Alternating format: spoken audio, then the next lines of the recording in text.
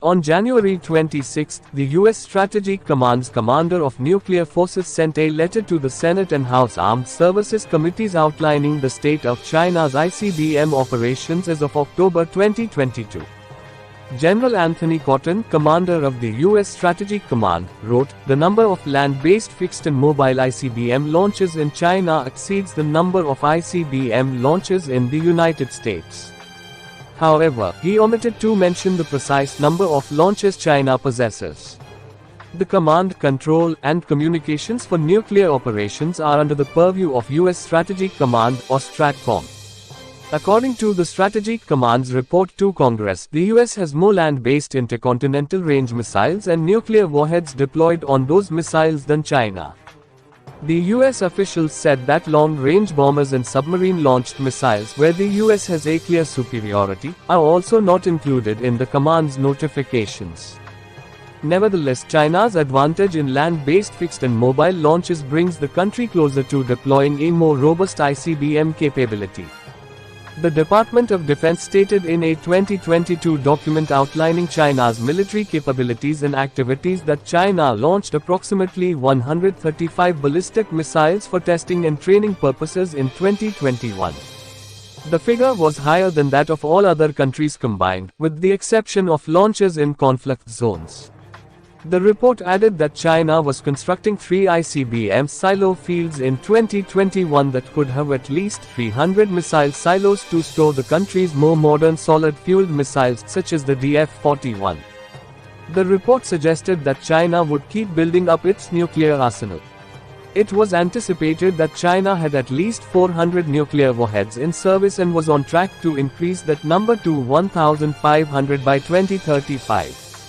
The US is also developing a costly new missile to replace its current ICBM to tackle the nuclear threat presented by China and Russia.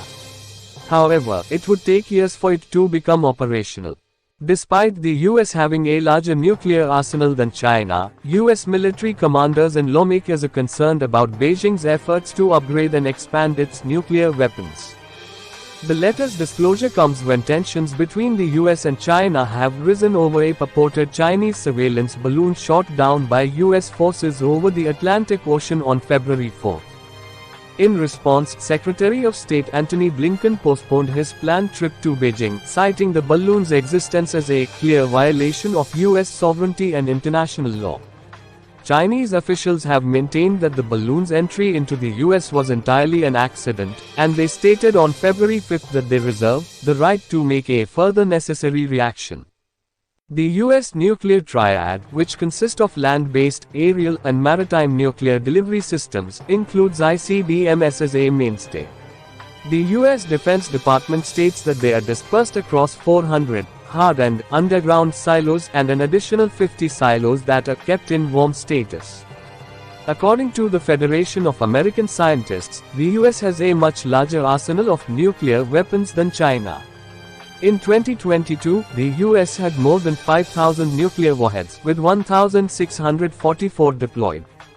However, Republican lawmakers have mentioned the ICBM launches as a sign of China's longer-range ambitions. They have urged the US to broaden its nuclear forces to counter Russian and Chinese forces. China is rapidly approaching parity with the United States, said Republican Mike Rogers, the Alabama Republican who chairs the House Armed Services Committee. According to Rogers, restrictions on long-range nuclear warheads imposed by the New START deal between the US and Russia prevent the US from bolstering its arsenal to deter Russia and China.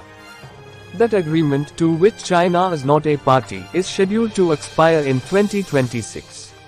The immediate challenge is to keep the New START deal in place. The Biden administration said last week that Moscow's refusal to permit on-site inspections represents a breach of the agreement. That being said, China's nuclear development has sparked worries that it could use the threat of nuclear conflict to deter Washington from coming to Taiwan's aid in a crisis. Thanks for watching. Like, share, and subscribe.